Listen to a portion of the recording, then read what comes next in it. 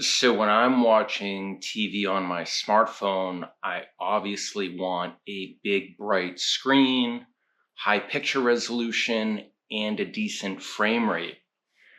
Audio quality also important.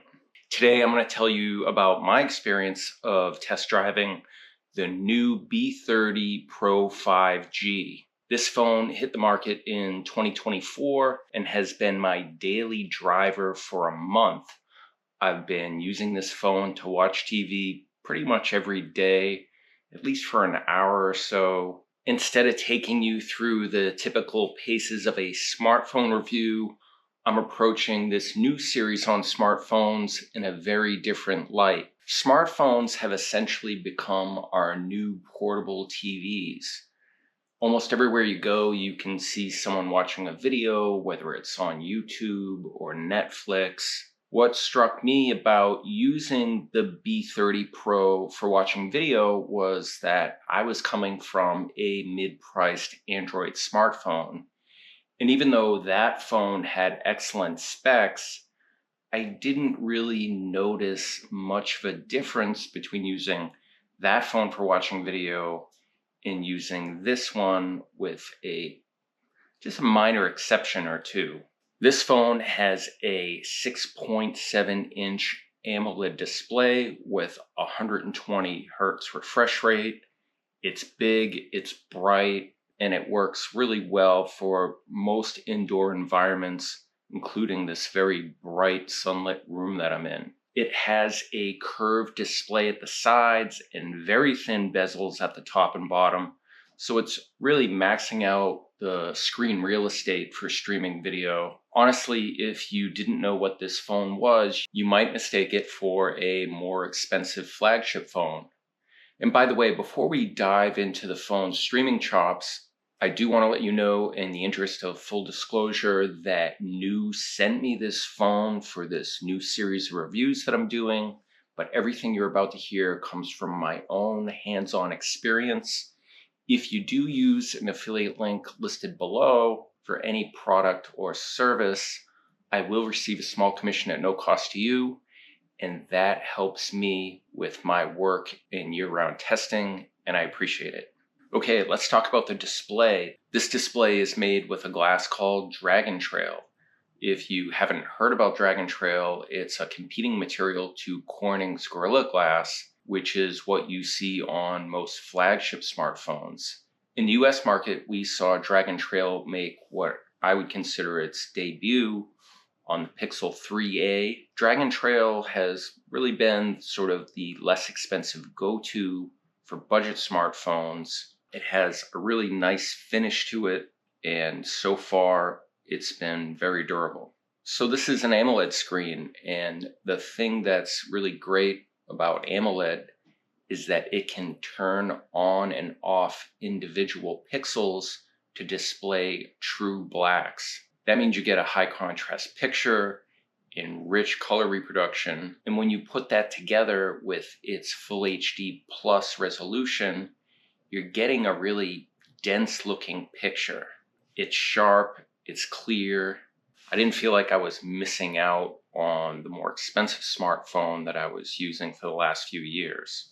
The high refresh rate is another big plus. Many live sports streams and broadcasts are optimized for 60 frames per second. So having the 120 hertz screen is really beneficial for any streaming with variable refresh rates. The high refresh rate also makes scrolling through videos very smooth, and it makes things like animations and transitions feel very quick and smooth. The back of the phone is made with Corning Gorilla Glass, and it also comes with a clear plastic case. I don't know if you can see it. Having the case and the charger included is a really nice touch, especially for a budget-friendly phone.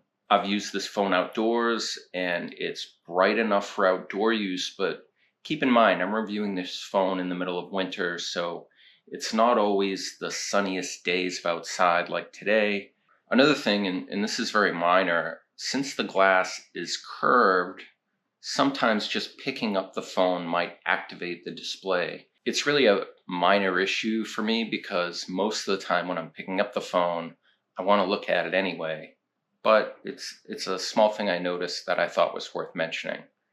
There's always trade-offs when it comes to a phone at this price point, but I think the display is where the B30 Pro really shines. Let's talk about software. The B30 runs on Android 14. I did have to run a software update when I got this phone.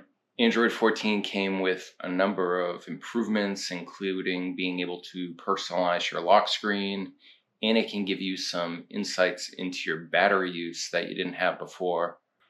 I've always been an Android fan because of its ease of use and the fact that you're not locked into the Apple ecosystem.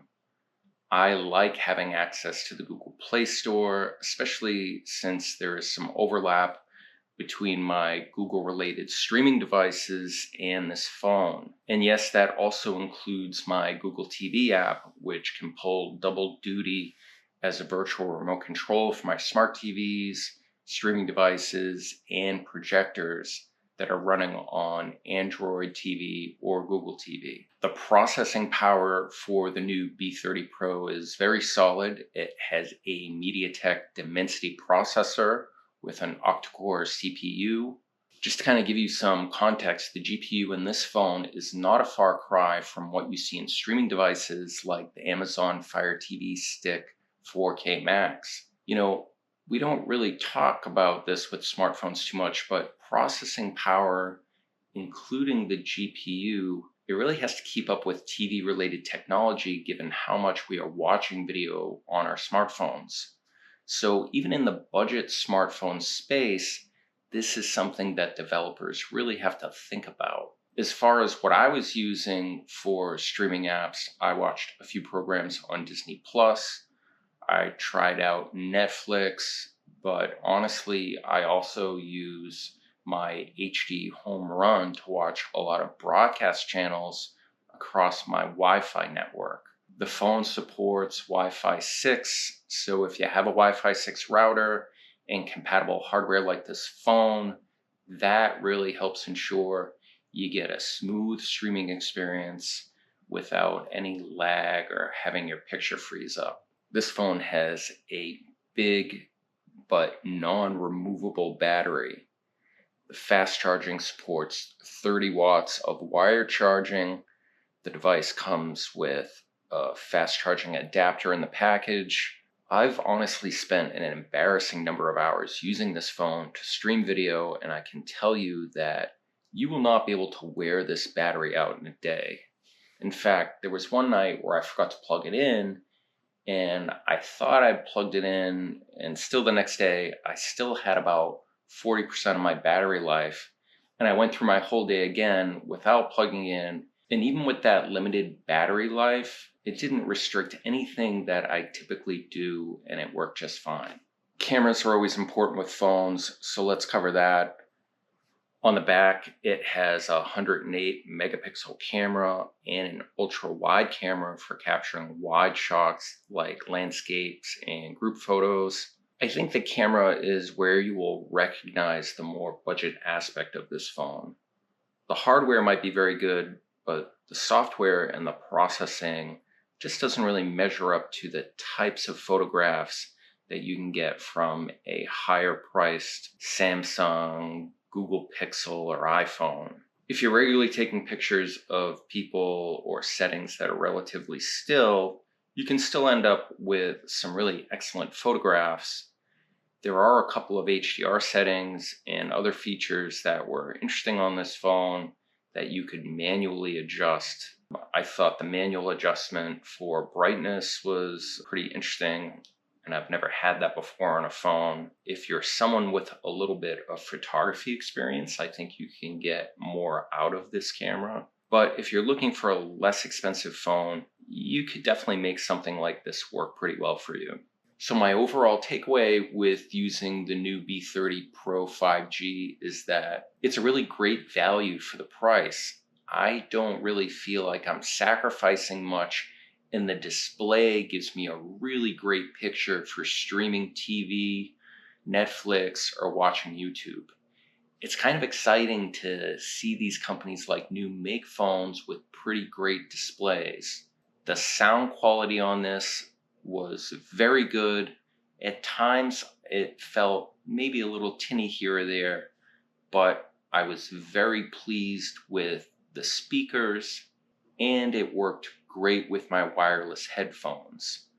So if you're someone like me who uses their phone for a lot of streaming TV and video, the B30 Pro delivers a great picture and more than enough speed and power. If you have any smartphones that you like for streaming videos or Netflix, let me know in the comments below. And if you like videos like this one, let me know what other phones you would like me to review. Thanks so much for watching, and I'll see you next time.